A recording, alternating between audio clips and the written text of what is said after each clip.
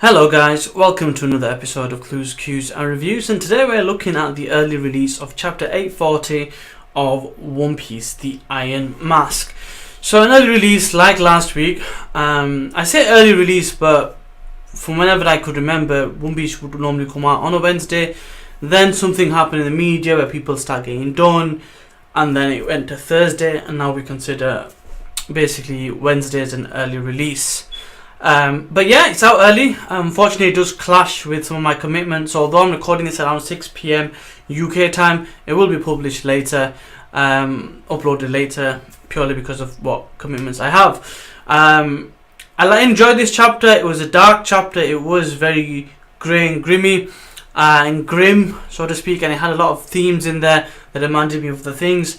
Let's get into that though. 4 main points, 5th point speculation. Without further ado, let's get into this review. So, point number 1. The Vinsmoke Army. So it turns out Baba Vinsmoke was actually someone who worked with Vegapunk. Where there's technology, there's Vegapunk.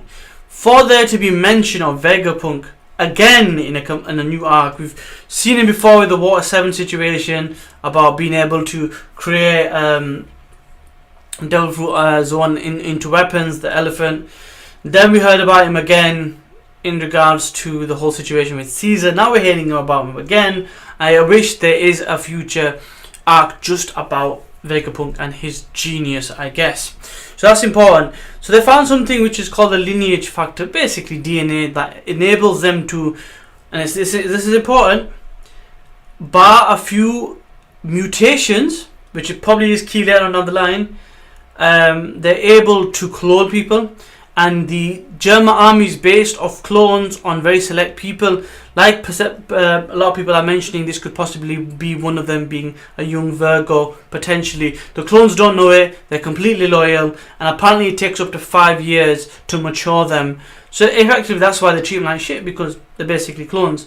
It was pretty much what we thought was going to be the case, but it's just interesting to get more detail. The Vegapunk situation, the fact that it takes them 5 years to mature, and it was based on a select few. Where are the originals? I don't know, but we'll have to wait and see. But that's point number 1.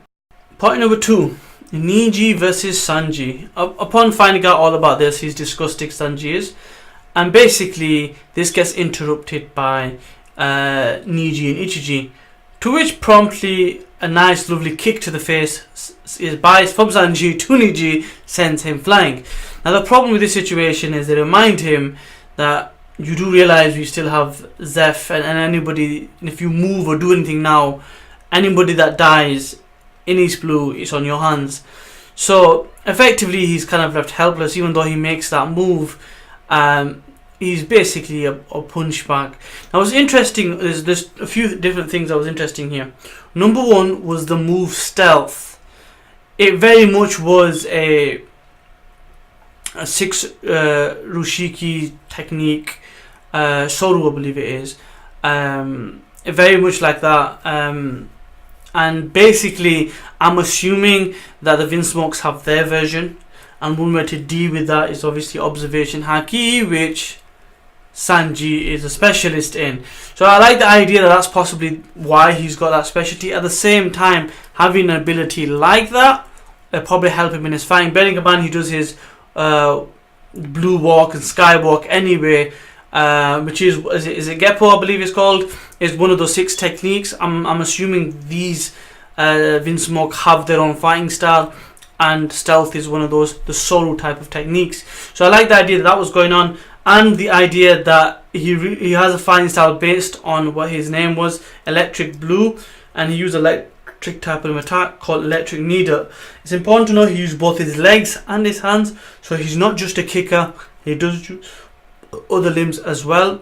So basically the fight ends because Sanji can't really defend himself. It does also show how durable the Vinsmokes are, and the answers to why they're durable and why they are how they are is in point number 3 and 4, which goes into a flashback about the past. Point number 3. So I'm going to use 3 and 4 to kind of cover the flashbacks, because there's a few major points that I want to kind of bear in mind. The first one is about the training. So they get told, the 5 siblings, Sanji and his 4 siblings I should say, that these kids have been genetically modified using the most advanced technology to have no limits, to be beyond superhuman, to know no human limit. This is important because it gives you the idea of potential. Now, even though Sanji isn't really fulfilling his potential, there is that something special there that can potentially be manipulated, harnessed, unlocked even, to show that he can go further and why he's still part of that monster trio. So you go understand, if you think about it, if you flip the switch a little bit, Sanji is practically superhuman without tapping in to his potential. So him being a dude, a normal person who's not like his brothers and sisters, has got this powerful by not having activated those genes. What if there was a way to harness those and he could tap into those? His potential is endless. He could potentially be a lot stronger, which is probably good, because there is a gap between him, Zoro and Luffy, and that is getting wider, and I'm guessing this is going to be the potential setup for a power up down the line. That's basically what I think this is hinting towards. It's a foreshadow, as well as a few other things. Now, because he was normal, he was picked on. His sister says she doesn't want to get picked on, that's why she's like, not really getting involved. They show them playing kendo or fighting with kendo. Now this again is a homage to Zoro, and it's possibly one of the reasons why he gets agitated around Zoro, because of his style. It can also explain why when they mess about, if you see him like fighting between themselves, he's able to handle himself because he's probably seen those attacks, the basic attacks, all the time. It also can potentially mean that I'm guessing Ichiji is probably a sword player. I love him to fight Zoro and Zoro to tell him a new one. That would be brilliant. Him trying doing a wall and he just smashes through everybody, including Ichiji. I would like that very much so. But that's interesting. Also, the fact that from a very young age they were able to develop outer skeletons, referred to them as, to be really strong and to have the capabilities of comparison to adults, shows that these are superhuman people.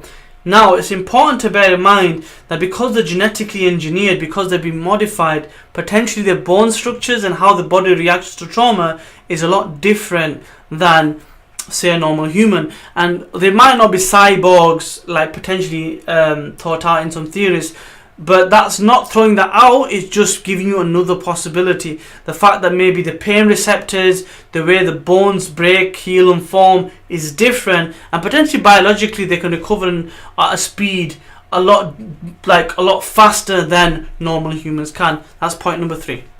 So point number 4 is the second half of the flashback.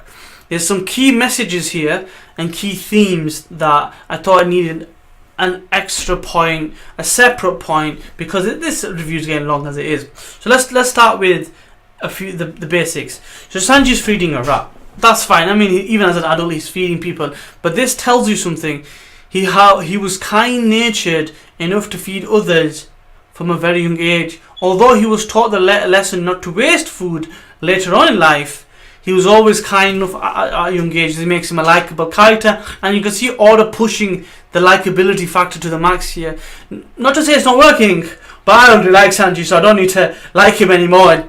I like him as it is. He was one of my favourite characters, even in the poorly dubbed versions of early One Piece. I still enjoyed him as a character. When I started watching the Japanese, I started liking Zoro more. But anyway, that's a different story. So that's important, that he was already a good guy. The second point to this is something that Papa Vinsmoke says. Now, bearing in mind all these understandings are based on scanlation translation. Official translation comes out on Monday. This could change it in a completely different direction. But what he says is, your mother basically died ages ago. There's no point continue on that legacy. So that's the first time the mother has been mentioned. Remember, I mentioned in my last video that they've never mentioned that. The second thing, they talk about legacy. Legacy meaning something moving forward, a continuation, something that you can kind of emulate and remind people of previous generations. I think that helping others, being kind to others, feeding others, the whole chef side of things was Sanji's mother. She was basically like a humanitarian. She was someone good, and basically She died for whatever reason, which has yet to be explained.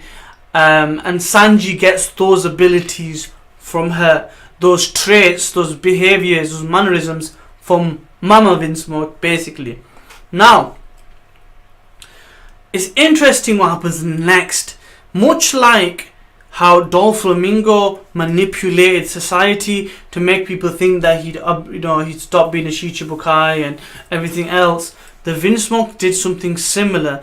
They had told other people in their kingdom that Sanji had died. Him dying essentially kind of wiped the slate, because they thought he was a dud, he was a disgrace, he was a waste of their name, and they basically told the world he had died. What they did though also was put an iron mask on him, covering his face, locking him up on the orders of his father, Papa Vinsmoke. He is such a prick, the ruthless SOB, honestly, to do that. But this got me thinking. I'm thinking, I've heard of this storyline somewhere. Where has Oda taken reference from? And it's in the title, The Iron Mask. So the Iron Mask is a reference to a movie, The Man with the Iron Mask, which is a reference to the Musketeers, which, as you know, are on Zou. So that was a big hint, a big foreshadow that people missed. But basically, Sanji is the prince that was effectively the man behind the mask, the Iron Mask. So a crazy way to end the chapter, an emotional chapter. Let's move on to point 5, is speculation, to see what's going to happen next. So I'll keep this brief, purely because 4 points are detailed enough, and this is a long video. Now, a few things to discuss way before we get into the aspirations and the talks and what's going to happen next. The background is different. It is actually going to be a green screen. This is just a white screen. The cloth is folded and it's got folds. I just wanted to see how it would appear on the camera. How I use the green screen, white screen features in the future, I haven't really fully decided yet, but look out for that. I'll have some fun. Just geek out if I have to. Anyway, getting back to this point. So, the 5 points. The 5th point is about speculation.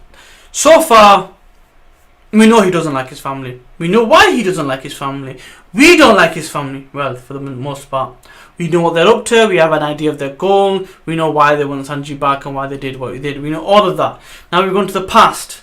Now in the past, we know how his life was. We know he's got abilities. We know he has potential for a power-up.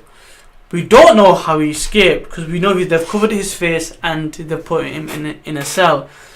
Being an assassin type of crew, being somebody that's technologically advanced and security and very military, how has a person like Sanji at that age managed to escape? I think potentially, although she seems so scheming and manipulative, it may have been Niji, his sister. That's the only thing that I can think of that potentially may redeem her in a little bit in the reader's eyes to make her more of a likable character. So that's potentially how I think he may have escaped. So we need to know that. So we know he got into the ship, we know how he met Zeph, we know how he grew up, kind of, more or less. We know that experience. We now know how he got to the cell. We now want to find out how he escaped. Because they've told the world that he's died. So that's done. But how has he gone from that castle to go across the red line to get into the East Blue to then meet Zeph and everything else? So that I want to find out. That's probably my last thing. So that's what's more than likely going to happen in the next couple of chapters. Bearing in mind they still have not had this meeting with Big Mom. That still has to be revealed. Also, what do you think happened with Sanji, with Luffy and Cracker? What do you think about those spoilers that have come out? Do you think that it's going to follow that? We're going to have to wait and see. I'm liking the Year of Sanji. What are your thoughts? Let me know in the comment section below. As always, thank you very much for watching my videos. If you haven't already, please subscribe. I'd greatly appreciate that. And continue watching. Let me know in your comment section below what you thought of the video, the chapter, the review in general, and any theories, thoughts and speculation you'd like me to consider. And as always, peace, and I'll see you next time.